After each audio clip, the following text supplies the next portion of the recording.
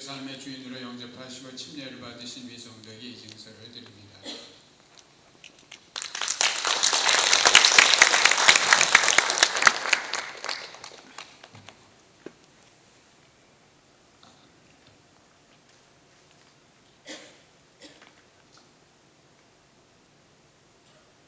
안녕하세요. 저는 프리토리아 목장의 정선입니다. 침례 간증을 하러 갔을 때 간증을 내용이 없어가지고 고민했는데 그래도 괜찮다는 주위 분들 말씀에 그동안 있었던 얘기를 말씀드릴까 합니다. 많이 떨리네요. 이민 온 지 5년 차인 저는 처음에 아들 친구 엄마 따라 교회를 다녔습니다. 딸들에게 교회 가자고 하면 차라리 절에 가지 교회는 가지 않겠다고 말도 못하겠습니다. 불자해진 저희 시어머님의 영향으로 정월 대부름이면 해운대 백사장에 나가 새벽에 나가 절을 하고 불교 행사가 있던 날이면 저는 어머님을 따라 다녔습니다. 그런 영향으로 가족들이 놀러가는 곳은 어김없이 절을 찾아다니곤 했었죠. 아이들이 절에 가자는 아우성을 들어하고 교회에 조금 다닐 즈음에 교회에서 크리스마스 행사 중에 큰딸에게 피아노 연주를 하라고 했더니 입은 있는 대로 나오고 반주하는 손가락엔 힘이 있는 대로 들어가 있고 저를 원망스러운 표정을 지었습니다. 그때의 눈빛은 지금도 잊지 못하고 있습니다. 반주를 하고 나가면서 교회에 나가지 말고 차라리 목탁을 사달라고 하는 그 말에 다들 주위 분들이 놀리기도 하였습니다. 그러던 아이들이 친구가 다니던 교회에 나가기 시작하면서 지금 그 교회의 여러 파트에서 사역을 하고 있습니다. 믿음이 없는 저로서는 교회의 직분을 가진 사람들의 여러 모습들을 보면서 실망하지 않을 수가 없었고 저 또한 마음이 힘들어서 교회에 다니지 않게 되었습니다. 일요일이면 교회 간다고 분주한 아이들의 모습을 뒤로하고 전 피곤하다는 핑계로 침대에 나오지 않는 일이 다반사였습니다. 1년 전 인터넷 모뎀 때문에 만나 주차장 한가운데서 처음 보는 남자분과 이야기를 1시간이나 나눌 줄 누가 알았겠습니까? 역시 교회 다니는 사람들은 언변이 탁월해라고 속으로 생각하였죠. 보통 여자분들이 교회 다니냐고 묻곤 하던데 어느 남자분이 혹시 교회 다니세요? 라고 묻는 말씀에 아니요 라는 짧은 대답이 제가 여기까지 오게 될 줄 몰랐습니다.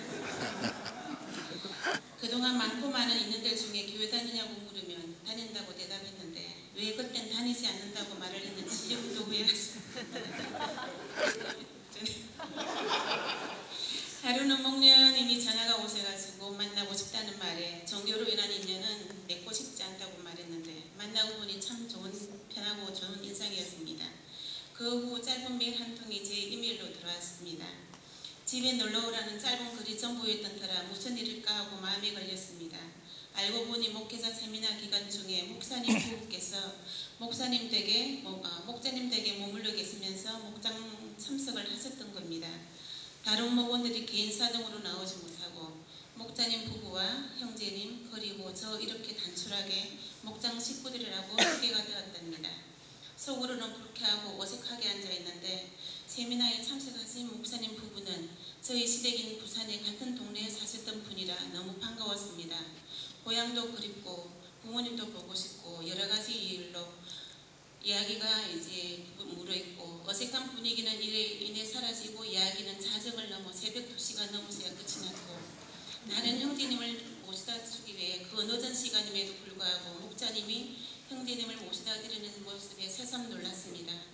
그 후 다른 목원도 목장이 끝나면 그 먼 거리를 선수 모시다 드리는 거였습니다. 목장 모임도 계속 목자님 집에서 하고 아니 이 삭막한 이민 생활에 이런 일도 있나 싶어 아이러니했지만 그 모습이 감동 자체였습니다. 한 번은 목장이 끝나고 같이 동성에서 새벽 바람을 맞으며 드라이브를 했었는데 그 싫고 싫던 그 새벽 바람이 그렇게 좋은 줄 그때 처음으로 알았습니다. 그때 많은 이야기를 나눌 수 있었는데 어떻게 이런 일을 할 수 있냐고 물으니까 하나님의 종으로서 하는 일이라 이 일에 있으며 오히려 감사하다는 말을 듣고 하나님을 믿으면 저렇게 되나 싶어 우러러 보였습니다. 제가 너무 부정적인 면만 봐왔던 것 같아 다시금 제 마음을 되돌아보는 계기였던 것 같습니다.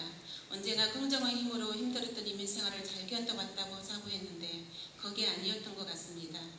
직장일이 늦게 끝나는 관계로 목장에 늦게 가지만 그래도 꼭 참석해보고자 했고 늦지만 꼭 목장에서 밥을 먹었습니다.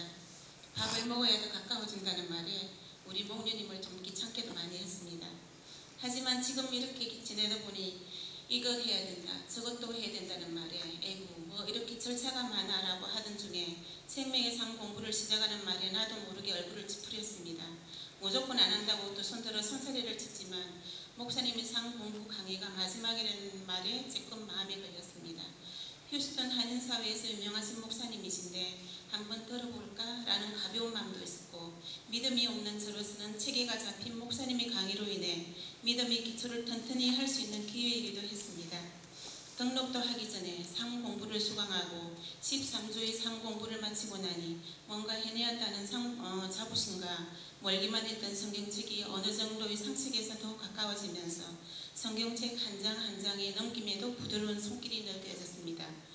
멀리서 공부하고 있는 남편은 절 보고 피곤한데 늦게까지 목장 가는 것도 못마땅했고 무슨 성경 공부냐고 차라리 영어 공부나 하지라고 처음에는 그러다가 이제는 저를 두고 보는 것 같습니다.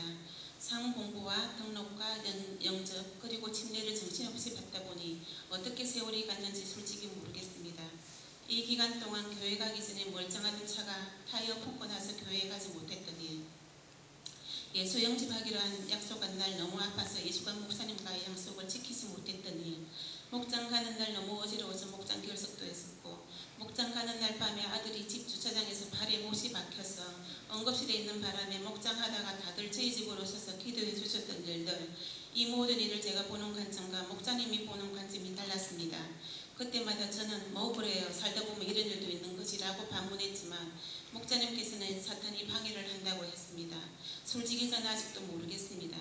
예수님 영접 모임에서 제 목사님의 얼굴을 정면에서 바라보는데 왜 눈물이 나왔는지 그 감정은 꼭 한국에 계신 친정아버지를 보는 모습과 같아서 조금 옅어졌던 양수병이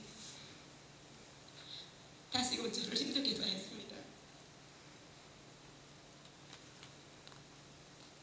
침례를 받던 날 긴장과 초조를 뒤로한 채 큰딸과 작은딸이 엄마 침례 받는 거 보러 온다는 말에 긴장이 풀릴 점 작은딸이 문자에 세지가 절 당혹하게 했습니다.